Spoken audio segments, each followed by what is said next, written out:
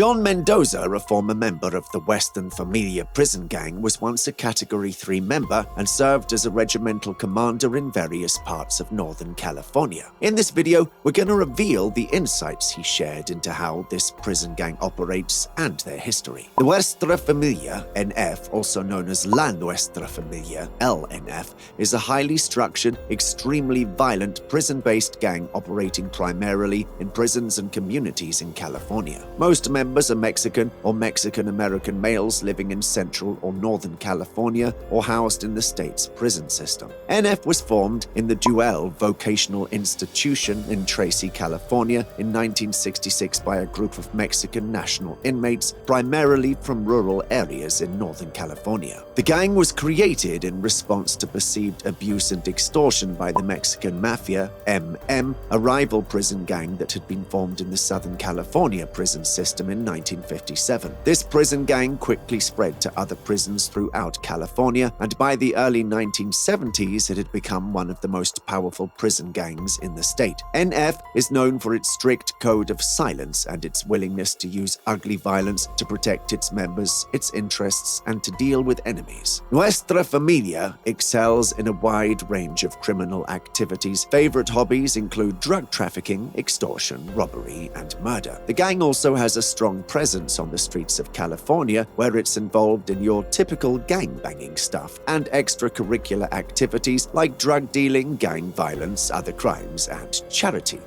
Well, just kidding with that last one. They have a long-standing rivalry with the Mexican Mafia, and the two gangs have been involved in a bloody turf war for decades. The rivalry has resulted in numerous deaths and injuries both inside and outside of the prison. In recent years, NF has been targeted by law enforcement and corrections officials in an effort to reduce its power and influence. However, the gang remains a significant threat to public safety in California, which, by the way, is pretty much the case for every gang. So I don't know why the scriptwriter put this bit in there, but, well, I digress. In addition to its criminal activities, NF is also known for its strong sense of identity and culture. The gang has its own unique set of tattoos, symbols, and hand signs. Members also have a strong code of honor and loyalty to the gang. Nuestra Familia is a complex and dangerous organization. It's important to understand the gang's history, structure, and activities, and that's when John Mendoza comes in to help shed some light. Mendoza recalled his experiences in the 1990s when he was in San Quentin and Pelican Bay. During that time, he faced confrontations with rival gangs such as Southern Mexicans, Daring Brotherhood, and Nazi lowriders, leading to violent conflicts in the prison yard. He entered prison in 1988 at the age of 18 and learned about the gang's structure. He described how the Nuestra Familia approached new members and their indoctrination process, highlighting that joining the NF was a lifetime commitment. But hey, no pressure. Other commitments included nothing you wouldn't hear on a normal job interview, like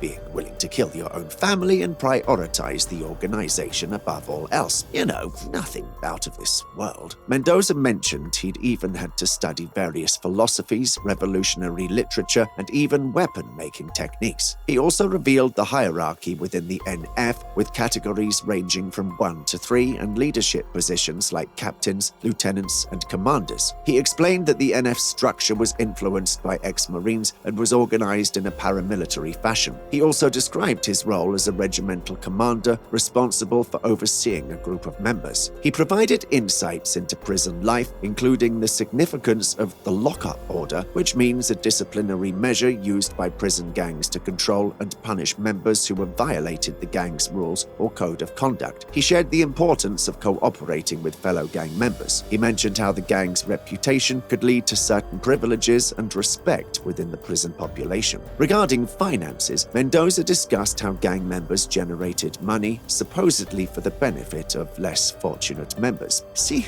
I told you they were charitable. However, he stated that the money often benefited only the top leadership, with a trickle-up effect rather than a trickle-down one. Sounds like the US government. But are there other means to pay within prison other than money? You bet there are. He also touched touched on prison currencies such as soups and the value of various drugs within the prison system. "Hey, thanks for the cigarettes, homie. I don't have any cash on me, but do you want a bowl of chicken soup or a kilo of pure Colombian?" Mendoza explained that corrupt correctional officers often played a role in smuggling contraband, including cell phones, into prison. But hey, before you judge, the correctional officers also have to bring food to the table. Well, nobody's perfect. Mendoza detailed the historical conflict between the Nuestra Familia and the Mexican Mafia, which lasted for decades, and how this feud affected prison life. He discussed the peace treaty that brought about changes in prison dynamics, with former enemies now sharing prison yards. Eventually, Mendoza decided to cooperate with law enforcement, leading to his arrest and imprisonment. He emphasized that loyalty within the gang only goes so far and shared the challenges of leaving the gang lifestyle behind.